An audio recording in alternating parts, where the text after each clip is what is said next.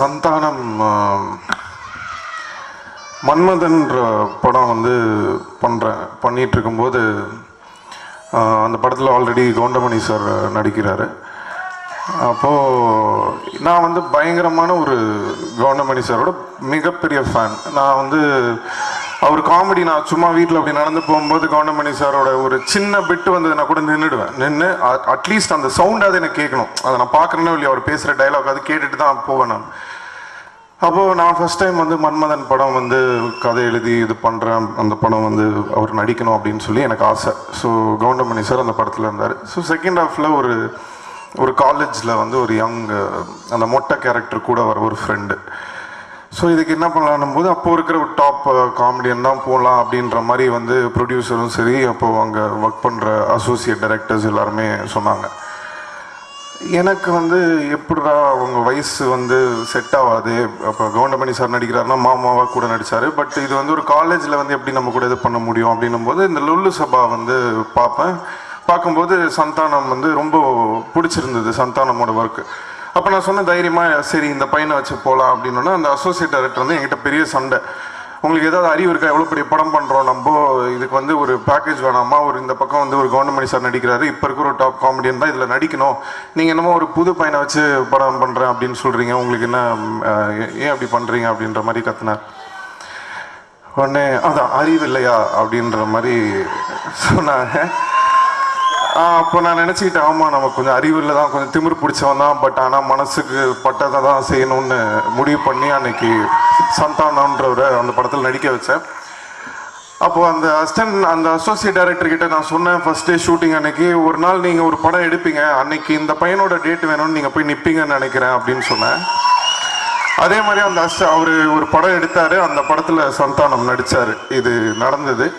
So ரொம்ப சந்தோஷமாக இருந்தது. அன்னைக்கு அந்த படத்தில் வந்து சந்தானம் நடிக்க வைக்கும்போது நான் சந்தானம் கிட்ட சொன்னேன், ஞாபகம் இருக்கா இல்லையான்னு தெரியல, நான் சொன்னேன் இந்த மாதிரி கொஞ்ச நாளில் வந்து நீ பெரிய ஒரு காமெடியன் ஆனதுக்கப்புறம் என் படத்துக்கு டேட் கேட்டால் கூட உங்ககிட்ட இருக்காது சந்தானம் அப்படின்னு சொல்லி அன்றைக்கி நான் சொன்னேன். அது இன்றைக்கி நடந்தது. ஆனால் ஒரு சின்ன வித்தியாசம் என்னென்னா, இன்றைக்கி வரைக்கும் சிம்பு படத்தோட டேட்டுக்கு சந்தானம் கேட்டு ஒரு நாள் கூட சந்தானம் வராமல் இருந்ததே கிடையாது.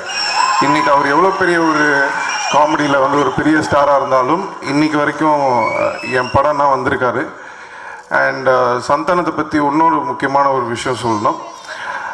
அவருடைய ஃபேமிலி அண்ட் சுற்றி இருக்கிற அந்த ஒரு டீம் அண்ட் ஃப்ரெண்ட்ஸ் வந்து அவருக்கு ஒரு மிகப்பெரிய ஒரு பிளெஸ்ஸிங். எல்லாருக்குமே அது வந்து கிடைக்காது, அமையாது. என்னதான் நம்ம எவ்வளோ திறமைசாலியாக இருந்தாலும் என்ன இது பண்ணாலும் சரி, எண்ட் ஆஃப் த டே ஒரு ஃபேமிலி வந்து ரொம்ப முக்கியம்.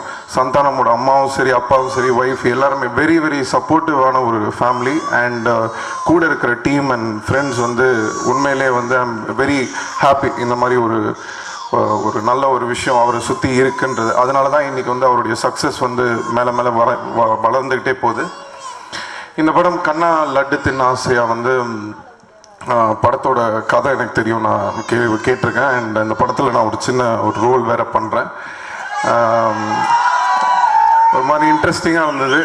சிம்புவாகவே நடிக்கணும் அப்படின்னு சொல்லி கேட்டார். சரி, நான் என்ன கதை என்ன இதெல்லாம் எதுவுமே கேட்கல, பட் நான் வந்து பண்ணேன். வெரி ஒரு இன்ட்ரெஸ்டிங்கான ஒரு ஃபிலிமாக இருக்கும். Full and full comedy. And சொல்லவே தேவையில்ல, பவர் ஸ்டார் வேறு படத்தில் நடிச்சிருக்காரு. பவர் ஸ்டார் பற்றி ஒரு சின்ன விஷயம் சொல்ல ஆசைப்படுறேன். ஏன்னா பொதுவாக பார்த்தீங்கன்னா எல்லாருக்கும் ஒரு விதமான என்ட்ரி ஒன்று இருக்கும். சினிமாவில் பார்த்தீங்கன்னா எல்லாரும் வந்த விதம் வந்து வேற மாதிரி இருக்கும். பட் எல்லாருமே ஒரு மாதிரி கஷ்டப்பட்டு வந்திருப்பாங்க. ஏன்னா நிறைய பேர் கேட்டாங்க, யாருங்க ஒரு பவர் ஸ்டார், ஏதோ நீங்களாம் போய் ஃபோட்டோ எடுத்தீங்களாமே அப்படின்னு சொல்லிலாம் நிறைய பேர் கேட்டாங்க. அண்ட் பிகினிங்கில் வந்து அவரோட ஃபோட்டோஸ் இதெல்லாம் வந்து பேப்பரில் வெளியிலலாம் வரும். அவர் இந்த மாதிரி ஒருத்தர் பவர் ஸ்டார்னா அவர் ஃபோட்டோலாம் போட்டிருக்காங்கன்னும் போது நான் யோசிப்பேன், எவ்வளோ கிண்டல் பண்ணியிருப்பாங்க, எவ்வளோ ஒருத்தருக்கு வந்து அது ஒரு மன கஷ்டமாக இருந்திருக்கும்னு. பட் ஆனால் அத்தனை பேரோட கிண்டல் அவங்க எல்லாம் இது பண்ணுறாங்கன்ற ஹர்ட்டை அன்னைக்கு தாங்கினதுனால தான் அந்த கிண்டல் தான் இன்னைக்கு அவ்வளோ கிளாப்ஸ் அவருக்கு. இன்னைக்கு பவர் ஸ்டாருன்றவர் ஒரு சந்தானத்தோட ஒரு படத்தில் நடிக்கிறாருன்னு நினைக்கும் போது நம்மளுடைய வெற்றிக்கு வந்து என்ன வேணால் காரணமாக இருக்கலாம். கஷ்டப்படுறதுங்கிறது எந்த விதத்தில் வேணால் கஷ்டப்படலாம். ஸோ அதுக்கு ஒரு நல்ல ஒரு உதாரணம். அண்ட் இந்த டீம் இந்த படத்தில் சேதுன்னு சொல்லி நடிச்சிருக்காரு. சேது இஸ் என்ன சொல்கிறது, எனக்கு சந்தானம் கூட தான் எனக்கும் அறிமுகம். Nice friend.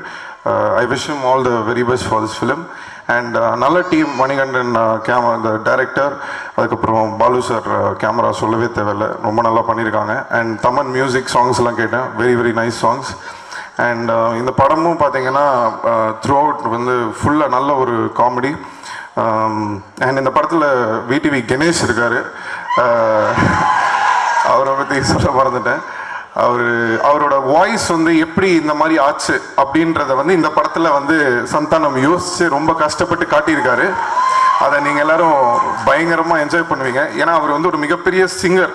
யேசுதாஸ் சார் மாதிரி, பாலு சார் மாதிரி ஒரு பெரிய சிங்கராக இருந்தவர். அவருடைய தொண்டை எப்படி இவ்வளோ கேவலமாக ஆச்சுன்றதை வந்து ரொம்ப அழகாக காட்டியிருப்பாங்க இந்த படத்தில். ஸோ த்ரூ அவுட் இந்த மாதிரி நிறையா படத்தில் வந்து நிறைய சின்ன சின்ன சின்ன விஷயங்கள் நிறையா இருக்குது. ஸோ கண்டிப்பாக இந்த படம் வந்து ஒரு மிகப்பெரிய வெற்றி அடையும்ன்றதை நம்புகிறேன்.